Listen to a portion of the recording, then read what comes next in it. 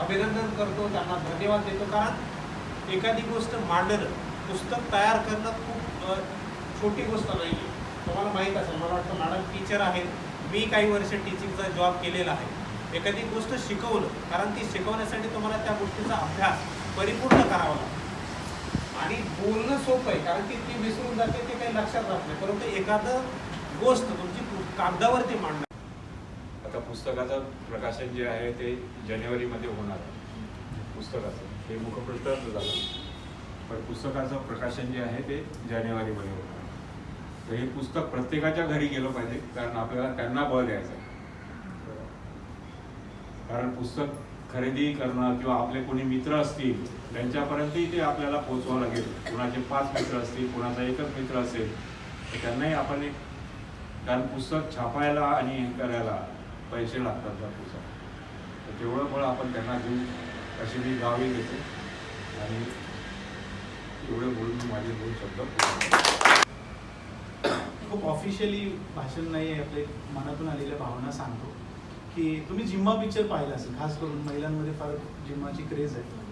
की असं म्हटलं जातं की प्रवासात माणूस जुन्याचा नवा होतो. फार सुंदर वाक्य आहे. त्या वाक्याला खूप गहन अर्थ आहे की एखादा तुम्ही कुठलाही प्रवास करता, त्या प्रवासामध्ये तुम्ही स्वतःहून बदलून जाता. त्याच्यामध्ये तुमच्यामध्ये शारीरिक, मानसिक, बौद्धिक सगळ्या स्वरूपाचे बदल होतात. आणि असाच माझाही प्रवास आहे, आयुष्याचा प्रवास असेल किंवा गोमांतकीय दुर्गांच्या वाटेवरून चालतानाचा बऱ्याच वर्षाचा प्रवास असेल, खूप बदल मला बघायला मिळाले. खरं तर म्हणजे हे जे पुस्तक आहे, ह्या पुस्तकाबद्दलच पर्टिक्युलरली सांगतो. मी गोव्यामध्ये 2000 पासून जातो, म्हणजे आज जवळजवळ 23-24 वर्ष झाली. जसे जातात सगळेजण, गोव्याला जायचं हे प्रत्येकाचं ड्रीम डेस्टिनेशन असतं की बाबा गोव्याला जायचं, एन्जॉय करायचं, रिलॅक्स राहायचं. तर माझे मित्र आहे तिथे, माझा मावस भाऊ तिथे होता. आणि गोव्याला गेल्यानंतर जे सगळं जग रहाटीने ज्यांना ज्याच्यात इंटरेस्ट असतो त्या मंडळींपेक्षा मी थोडंसं वेगळ्या वाटेने जायचा प्रयत्न केला. गोव्याचे बीचेस पाहिले, मग ते झाल्यावर कंटाळा आल्यावर मग जरा मंदिरं पाहिली, चर्चेस पाहिले, केव्स पाहिल्या. गोवा खूप सुंदर आहे. म्हणजे गोवा म्हणजे कोकण आहे. खरं म्हणजे आपण आता गोवा गोवा म्हणतो, गोमंतक म्हणतात, गोवा म्हणतात, पण ते कोकणाचं एक दक्षिण टोक आहे.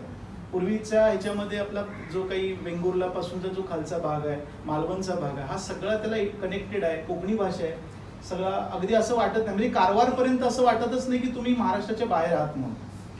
तर ते पाहता पाहता कधी त्याच्यामध्ये मी गुरफटत गेलो मला माहिती नाही. आणि मुळात पहिल्यापासून किल्ल्यांची आवड होती. मी 93ला पहिला माझा ट्रेक केला, 1993 साली. माहुली म्हणून किल्ला आहे आणि तिथपासून जी सुरुवात झाली ती अजूनपर्यंत चालू आहे. उद्या शिवनेरी किल्ल्यावरती जातात, पण मी पुढच्या ह्याच्यात जाणार आहे. आमच्या शाळेत क्लासची पिकनिक जाते, दरवर्षी जाते. एक व्रत घेऊन आम्ही चाललोय. 98 सालापासून दरवर्षी शालेय अनुषंगाने एक शैक्षणिक सहल म्हणून किल्ल्यांवर मुलांना घेऊन जायचं. पूर्वी आपल्या लहानपणी ते होतच. आता काय होतं, CBSE किंवा कुठल्याही स्कूलमधून, इव्हन स्टेट बोर्डच्या स्कूलमधून सुद्धा रिसॉर्टला घेऊन गेलं जातं. त्याच्याबद्दल माझं अजिबात दुमत नाही, कारण ठीक आहे, एन्जॉयमेंट, एंटरटेनमेंट असते, बट त्याच्याबरोबर थोडं एज्युकेशनल किंवा एक सांस्कृतिक म्हणाल तर तो मुद्दा असतो, तो म्हणजे गड किल्ले दाखवणं. आणि ती एक चांगली परंपरा मी चालू ठेवले. त्यामुळे भरपूर किल्ले फिरणं झालं, दाखवणं झालं, बोलणं झालं. आणि अभ्यास करता करता एक लक्षात आलं की अरे, महाराष्ट्रातल्या किल्ल्यांवर भरपूर काही आत्तापर्यंत आलं आहे. गेल्या 100-125 वर्षामध्ये अनेक अनुषंगाने ते किल्ले दाखवले जातात. अजून एक गोष्ट सांगतो की आता सोशल मीडिया आला, त्याच्यामुळे रील्स, त्याच्यामुळे व्हिडिओज, इन्स्टा, व्हॉट्सअप, फेसबुक, या सगळ्या ठिकाणी आपल्याला किल्ले बघायला मिळतात. कॉर्पोरेटमध्ये तर आता ट्रेंड असा आहे की फ्रायडे नाईट झाली की सॅटर्डेला हे सगळी मंडळी जातात बाहेर, ट्रेकला जातात. मग तो हरिहरगड असेल म्हणा, जीवधन असेल म्हणा, हडसर असेल म्हणा, चावंड असेल म्हणा, हे किल्ले बघायचा आता एवढा मोठा ट्रेंड आहे यूथमध्ये की तुम्ही बिलीव्ह करणार नाही. आणि हे करता करता असं लक्षात आलं की यार, आता महाराष्ट्रातल्या बाहेरच्या किल्ल्यांकडे लोकांमध्ये थोडं इंटरॅक्शन आहे. नवीन काहीतरी असं करताना मला जाणवलं की गोव्यातल्या किल्ल्यांवर कोणी लिहिलं नाही, अनफॉर्च्युनेटली लिहिलं नाही. एक आर्काइव्सचे, गोवा म्युझियम आणि आर्काइव्सचे जे डायरेक्टर होते डॉक्टर PP शिरोडकर, यांनी एक पुस्तक लिहिलं होतं, forts and fortress of Goa. ह्याच्या पलीकडे फारसं गोव्यातल्या किल्ल्यांना महत्त्व नव्हतं. पोर्तुगीज कॉलनी असल्यामुळे 450 वर्ष सगळं कुठेतरी असं दबलेलं होतं. मग संशोधन करता करता, वाचताना, संदर्भ घेताना लक्षात आलं की यार, काही किल्ले असे विस्कळीत आहेत, काही किल्ल्यांची माहिती नाही. हे कुठेतरी एकत्र आलं पाहिजे. आणि मी महाराष्ट्रातल्या जवळजवळ एक 43 संस्थांबरोबर जोडलेलो आहे, फक्त गड किल्ल्यांच्या त्यातल्या. गड किल्ले सेवा समितीच्या महाराष्ट्र सरकारची जी काही पॅनल आहे त्या पॅनलमध्ये पूर्वी होतो, आता सध्या वेळ नसतो म्हणून नाही आहे. तर बरंचसं काय काय गोष्टी झाल्या आणि त्याच्यामुळे मग आता ते असं वाटायला लागलं की अरे नाही यार, हे कुठेतरी आलं पाहिजे. गोव्यातल्या किल्ल्यांवरती कुठेतरी कोणीतरी लिहिलं पाहिजे, जेणेकरून आपली मुलं तिकडे जातील, आपली मुलं बघतील आणि अनुषंगाने गोव्यातला इतिहास पण लोकांसमोर येईल. कारण आपलं एक समीकरण असतं, गोवा म्हणजे पोर्तुगीज आणि पोर्तुगीज म्हणजे गोवा. एक जस्ट थोडंसं सांगतो, इतिहास राहत नाही म्हणून. मुळात गोव्यामधला, गोवा छोटा एकदम, 2 जिल्हे आणि 12 तालुके, तेवढ्याशा 2 जिल्ह्यामध्ये गोव्यामध्ये जवळजवळ 50च्या वरती किल्ले आहेत. आणि त्या किल्ल्यांपैकी म्हणजे आता आपण 12 तालुके जर पकडले तर 8 तालुके स्वराज्याचा भाग होते. म्हणजे आपण उलट सांगतो की गोवा पोर्तुगीजांचा होता. ऍक्च्युली गोवा छत्रपती शिवाजी महाराजांनी तो सगळा गोवा कॉन्कर केलेला होता, जिंकलेला होता. 3च भाग, गोवा बेट, साष्टी आणि बारदेश. साष्टी म्हणजे आता त्याला सालसेत बोलतात, आणि बारदेश, हे 3 पार्ट सोडले तर बाकी सगळा गोवा अगदी पेडण्यापासून खाली तुम्ही जरी कानकोण पर्यंत गेला, केपे, सांगे, हे सगळे जे काही तालुके आहेत, ह्या सगळ्या तालुक्यांमधला सगळा भाग हा शिवकाळामध्ये स्वराज्याचा भाग होता. आणि आपल्याला तिथे जाऊन ते बघणं हे आपल्यासाठी एक, गोव्यामध्ये महाराजांनी किल्ले बांधले हे मुळात आपल्याला माहीत नसतं. गोव्यामध्ये संभाजीराजांनी किल्ले बांधले. शांतादुर्गेचं जे काही मंदिर आहे ते मंदिर उभारण्यामध्ये शाहू महाराजांनी फार मोठं सहकार्य केलंय. म्हणजे ते मंदिर पूर्णपणे शाहू महाराजांनी उभारलं. छत्रपती शिवाजी महाराजांनी सप्तकोटीश्वराचं मंदिर बांधलं. ही माहिती नसल्यामुळे आपण काय होतं, आपण चाचपडत बसतो, आपल्याला माहित नाही. आणि ती कुठेतरी यावी, सगळं एकत्र यावं, ऑथेंटिक यावं, चुका नसाव्यात, रिपिटेशन नसावं, कॉपी नसावं. याच्यासाठी म्हणजे मी फक्त पुस्तकाच्या संदर्भातून लिहिता जवळजवळ मला वाटतं की 20 ते 25 वेळा मी आत्ता गेल्या 5-6 वर्षात गोव्याला गेलो असेल. आणि ते असंच असायचं, 2 दिवसाची सुट्टी, रात्री तिथून बसायचं किंवा जनशताब्दी पकडायची, पटकन जायचं, परत तिथून बाईक काहीतरी रेंटने घ्यायची, फिरायचं भिंगरी लागल्यासारखं, लगेच परत रात्री बसायचं, परत इकडे यायचं. म्हणजे ते डॉक्युमेंटेशन करा, नोट्स काढा, परत त्याचे फोटोज घ्या, त्याचं पुन्हा चेकिंग करा, काही संदर्भ मिळतात का नवीन ते शोधा. असं ते सगळं चालू होतं. आणि चुका होणारं होतं, कारण कोण सांगणारं नसलं की आपल्या भरपूर चुका होतात. मग ते समजतात, मग परत आपण ते दुरुस्त करतो. असा एक प्रोसेस असते. ते जी मंडळी आहे त्यांना माहिती आहे, कानडे साहेबांना माहिती आहे. त्यामुळे ती प्रोसेस असते, ती प्रोसेसमधून तुम्ही पुढे जात असता. तर ते करता 3 वर्ष कधी निघून गेली मला कळलं नाही. चुका झाल्या, चेंज झाले, नवीन काही आलं. परत जसं साहेबांनी सांगितलं तसं की एखादं पुस्तक छापणं म्हणजे दिव्य असतं. लिहिणं फार सोपं आहे, मी तुम्हाला गॅरंटेड सांगतो की लिहिणं अवघड नाही आहे. आणि दिवाळी अंकात लिहितोय मी आता भरपूर दिवस, संपादक स्वतः आहे. वेगवेगळ्या आता नवराष्ट्राचं दिवाळी अंक आला, त्याच्यामध्ये माझं सहभाग आहे. सकाळ, लोकसत्ता, लोकमत, याच्यामध्ये माझे अनेक लेख झाले. नवराष्ट्रामध्येच माझी लेखमाला झाली, गोव्यातल्या किल्ल्यांवरच झाली, ती सुद्धा मंदिरांवर झाली. पण पुस्तक लिहिणं वेगळी भाग आहे. मी तुम्हाला म्हणजे अगदी डोक्यावरती हात ठेवून सांगेल की ते दिव्य आहे. किती अडचणी, अनंत अडचणी अशा येत जातात आणि त्यातून तुम्ही ते तावून सुलाखून असं बाहेर पडतात. सो पुस्तक बनवण्यासाठी जी संस्था माझ्या पाठीशी उभी राहिली, मराठी देशा फाउंडेशन, खूप मोठी संस्था आहे, ज्यांनी ऐतिहासिक पुस्तकं फार मोठे, म्हणजे वासी बेंद्रेंसारख्या, ज्यांना आम्ही इतिहासाचार्य म्हणतो, डॉक्टर जयसिंगराव पवारांसारखे दिग्गज इतिहास तज्ज्ञ, ज्यांनी महाराष्ट्राला एक वेगळी दिशा दिली, त्यांची पुस्तकं प्रकाशन करणाऱ्या संस्थेने माझं पुस्तक प्रकाशित करावं ही माझ्यासाठी गौरवाची गोष्ट. आपल्याला मुखपृष्ठ दिसतंय, मी फक्त थोडक्यात एक सांगतो. ह्या मुखपृष्ठाचे जे चित्रकार, हे वॉटर कलर पेंटिंग आहे, त्याचं फक्त मी डिजिटल प्रिंट काढलंय. त्याचं जे चित्र त्यांनी काढलेलं आहे, कोल्हापूरचे चित्रकार आहेत संजय शेलार सर.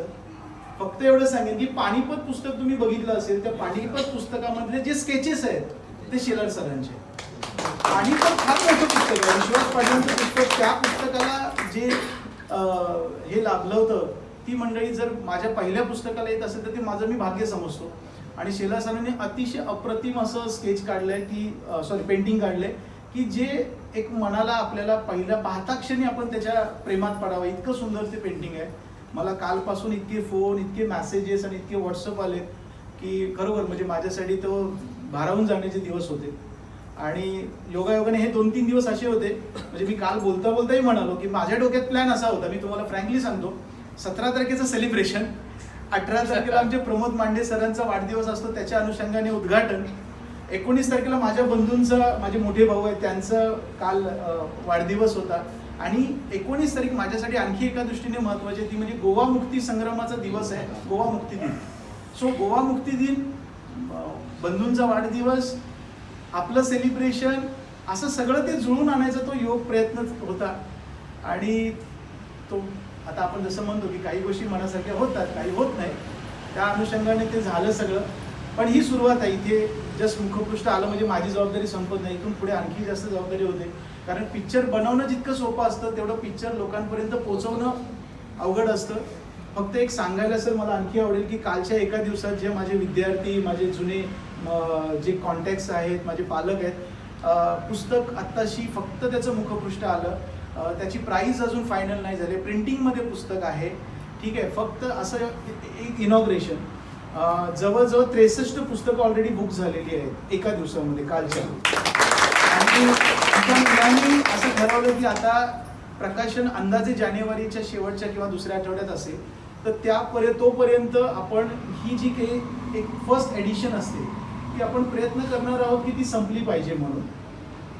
याचं प्रकाशन गोव्याचे चीफ मिनिस्टर आहेत डॉक्टर प्रमोद सावंत म्हणून. तर कालच त्यांच्याबरोबर त्यांचे जे पी आहे त्यांच्याशी बोलणं झालं. गोव्यामध्ये सगळ्यात महत्त्वाची गोष्ट अशी होती की बऱ्याच वेळेला पूर्वीपासून टुरिझम हा एक कॉन्सेप्ट खूप सुंदर त्यांनी पहिल्यापासून तो आत्मसात केला, बट हेरिटेज टुरिझम जे आपण म्हणतो, फोर्ट टुरिझम म्हणतो, त्याच्याकडे कुठे ना कुठेतरी थोडंसं दुर्लक्ष झालं होतं. 2015 नंतर हे त्यांच्या लक्षात आलं की बाबा गोव्यात ऑल ओव्हर वर्ल्डमधून लोक येतात आणि प्रत्येकाच्या रिक्वायरमेंट्स वेगळ्या आहेत. कोणाला बीचवर जायचं आहे, कोणाला एक पबमध्ये जायचं आहे, कोणाला एन्जॉय करायचं आहे, कोणाला काहीतरी एखाद्या मस्तपैकी दूधसागर वॉटरफॉलला जायचं आहे, कोणाला जंगलामध्ये जंगल सफारी करायची आहे, स्पाइस गार्डनला जायचं आहे, अनेक वेगवेगळे होते. त्याच्यात हेरिटेज आणि स्पेशली फोर्ट टुरिझम हा कॉन्सेप्ट नवीन आला. त्यांच्या लक्षात आलं ह्या किल्ल्यांना पुन्हा रिकन्स्ट्रक्ट केलं पाहिजे, आणि त्याच्यासाठी त्यांनी आता जे आग्वा जेल आहे त्या जेलचं म्युझियममध्ये कन्व्हर्जन झालं आहे, त्याच्यासाठी 27 करोड रुपये त्यांनी सँक्शन केले होते. सांगलीचा किल्ला आहे, त्या सांगलीच्या किल्ल्यासाठी स्वतः त्यांचा मतदारसंघ आहे प्रमोद सावंत सरांचा, त्याच्यासाठी जवळजवळ 3.5 करोड रुपयाचं सँक्शन. म्हणजे बरेच किल्ले पुन्हा रिस्टोर होणार आहेत, आणि त्याच काळात जर आपलं पुस्तक जर ते मार्केटमध्ये गेलं तर आय थिंक हे खूप कॉर्डिनेट होईल, खूप रिलेट होईल की लोकांपर्यंत एक चांगली माहिती जाईल, लोक फिरतील आणि बघता बघता त्याच्यामध्ये त्या किल्ल्यांचं सुद्धा संगोपन, त्याचं संवर्धन होईल. तर हे प्रयत्न असा आहे, बघूया कसं होतंय ते. फक्त आता एक शेवटचा पॉईंट सांगतो की माझी धावपळ काय झाली. जसं मिसेसला विचारलं तर माझी धावपळ अशी असायची, सकाळी माझा 8 वाजताचा लेक्चर असतो, तर मला 7:30ला जावं लागतं, आणि 7:30 पासून माझं 12 वाजेपर्यंत सगळं संपतं, 12-12:30 मी घरी येतो. 1-2 दुपारचं थोडंसं मला आराम करायची सवय आहे, तो झालं की त्याच्यानंतर परत संध्याकाळचं माझं 3:30 पासून शेड्यूल चालू होतं. ते रात्री मी येताना तुम्ही पाहिलं 9:30 होतात, मला कधी कधी 10 होतात. आता त्या 15 किंवा 1 महिन्याचा काळ जो मधला होता त्याच्यात असं असायचं की दुपारी साहेब मला फोन करायचे, संध्याकाळी ही मंडळी मला पकडायची, आणि परत ते आमचं 10, 10:30, 12, 1 कधी होतील काय माहिती नाही. आणि मी घरी गेल्यावर परत काहीतरी लिहित, काहीतरी वाचत, काहीतरी करेक्शन करत, प्रूफ रिडिंग करत, नवीन काहीतरी डॉक्युमेंट कुठे काय मिळतंय का, काही चेंजेस करता येते ते करत बसायचो.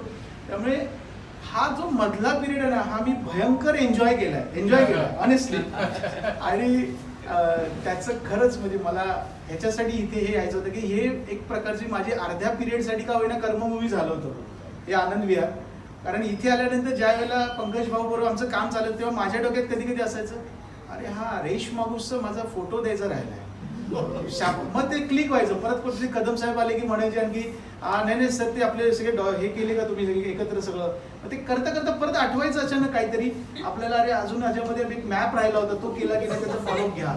त्यामुळे हे आठवणी ह्या मंडळींनी मला करून दिलेले आहेत बऱ्याच, आणि त्याचा फायदा मला झाला की सगळं कव्हरिंग करताना एक परिपूर्ण पॅकेज त्या पुस्तकामध्ये आलं. त्याच्यामध्ये 250 फोटो आहेत. ह्या पुस्तकाची वैशिष्ट्य पण सांगून टाकतो. ह्याच्यामध्ये खूप स्केचेस आहेत, खूप दुर्मिळ काही डॉक्युमेंट्स आहेत. स्वराजचे स्केचेस याच्यासाठी आहेत की म्हणजे स्वराज माझा मुलगा आहे म्हणून नाही, पण आम्ही खरोखर एक जो प्रोफेशनल आर्टिस्ट होता त्याच्याकडून स्केचेस काढून घेतले. माझी मानसकन्या किंवा माझी स्टुडंट आहे निकिता म्हणून, ती म्हणली सर तुम्ही बाहेर का शोधताय, तुम्ही आपल्या घरात आर्टिस्ट आहे तर तुम्ही एखादं त्याला काढायला द्या, तुम्हाला जे ऐतिहासिक दृष्टिकोनातून दाखवायचं तर ते तो काढू शकतो का बघा, नाही पटलं तर नवीन करू कोणीतरी, आपण बाहेरून एखादा हायर करूया. तर मी स्वराजला एक पेट्रार्ड नावाचा एक बॉम्बचा प्रकार असतो, पोर्तुगीज काळात तो वापरला जायचा, तर ते मी काढायला स्केच दिलं आणि त्याने माझ्या अपेक्षेपेक्षा जास्त चांगलं सुंदर त्याने काढलं. मारिओ मिरांडा सर जे गोव्याचं म्हणजे जसं आपल्याकडे पु ल देशपांडे हे आपलं महाराष्ट्राचं वैभव आहे, तसं गोव्याचे चित्रकार artist Mario Miranda, Padma Vibhushan Mario Miranda, त्यांची स्केचेस स्वराजने इतकी अफलातून काढलेली आहेत ती पुस्तकामध्ये. मला ते म्हणजे मला त्याच्याकडे आता ऑप्शनच नाही राहिलं की यार मी आता हे त्याच्यात ॲड करू की नको. त्यामुळे ते सगळं झालं, एकत्र ॲड झालंय. 4 कलरमध्ये पुस्तक आहे, आर्ट पेपरवर पुस्तक आहे. सगळ्यात महत्त्वाचं म्हणजे त्याला आम्ही प्रयत्न करतोय गोवा सरकारची स्पॉन्सरशिप मिळावी, हा प्रयत्न माझा चालू आहे. झालं तर मला फारच बरं वाटेल, पण प्रयत्न तोच आहे की आता आपण हे जास्तीत जास्त लोकांपर्यंत कसं पोहोचवं. आणि शेवट सांगतो, हे पुस्तक का लिहिलं, मी मुळात लेखक नाही आणि मी मला स्वतःला लेखक मानत नाही. मी चांगला वाचक आहे, चांगला शिक्षक आहे, मुळात मी चांगला शिक्षक आहे हे मी ॲक्सेप्ट करतो. शिक्षकाची एक सवय असते की तो आहे ना एखादी गोष्ट खूप अशी उलगडून सांगतो, तर मॅडमला माहिती खूप उलगडून सांगतो. आणि इतिहास आता तुम्ही सगळेजण म्हणाला ना तर इतिहास विषय तसा बोरिंग आहे, बऱ्याच जणांच्या डोक्यावरून जातो, सण सणावळ्या काही लक्षात राहत नाही, शब्दांचे अर्थ कळत नाही आणि मग काय होतं माहिती आहे का, ठीक आहे ना आहे ना इतिहास, मला असा बोरिंग इतिहास पुस्तकात बिलकुल मांडायचा नव्हता. पुस्तकाचा जॉनर हा प्रवास वर्णनात्मक आहे, त्याला आत्मकथनाची जोड आहे, हलक्या साध्या सर्वसामान्यांना कळेल अशा भाषेत मांडायचं होतं. आणि तिसरी सर्वात महत्त्वाची गोष्ट आहे की यार तुम्ही 5-6 दिवस गोव्याला जाताच ना, एन्जॉय करा, मजा करा, पण एक दिवस असा ठेवा की ज्या दिवशी तुम्ही किल्ले बघा, महाराजांचे किल्ले बघा, कोलवाळचा किल्ला बघा, थिवीचा किल्ला बघा, नावं ऐकली नाहीत लोकांनी, हळणचा किल्ला बघा, ही नावच ऐकलेली नाहीये. त्यामुळे ह्या किल्ल्यांना कधीतरी जाऊन तुम्ही भेटी द्या, बघा. त्या मातीमध्ये आपल्या माणसांनी रक्त सांडलेले आहे, फोंड्याचा इतका जबरदस्त रणसंग्राम आहे की अगदी सांगताना सुद्धा अंगावर काटा येतो. एसाजी कंकांचा तुम्ही बऱ्याच वेळेला पिक्चरमध्ये वगैरे पाहिला असेल, ते पिक्चरचं कधी मी पिक्चर बघत नाही तसले पिक्चर, कारण तो इतिहास वेगळ्याच लेवलचा असतो, तो आमच्या डोक्यातच घुसत नाही कधी. पण खरा इतिहास समजून घेताना तुमचे डोळे हे तुमचं व्हिज्युअल इफेक्ट्स असतात, ते तुम्हाला जर कळायचं असेल तर त्यासाठी चांगली पुस्तकं वाचली पाहिजेत, रेफरन्सही वाचली पाहिजे की ज्याच्यामध्ये संदर्भ आहे. त्यामुळे प्रयत्न तोच आहे की मी जास्तीत जास्त चांगलं ऑथेंटिक पुस्तक लिहिण्याचा, पण सोप्या भाषेत, जे सगळ्यांना कळेल, सगळ्यांना आवडेल आणि सगळे त्याचा उपयोग करून ते बॅगमध्ये टाकून एक ट्रॅव्हल डायरी म्हणून घेऊन जातील. So this is the story of my journey. आहे आणि तुमच्या सगळ्यांच्या सदिच्छा माझ्या बरोबर आहेत. Thank you so much.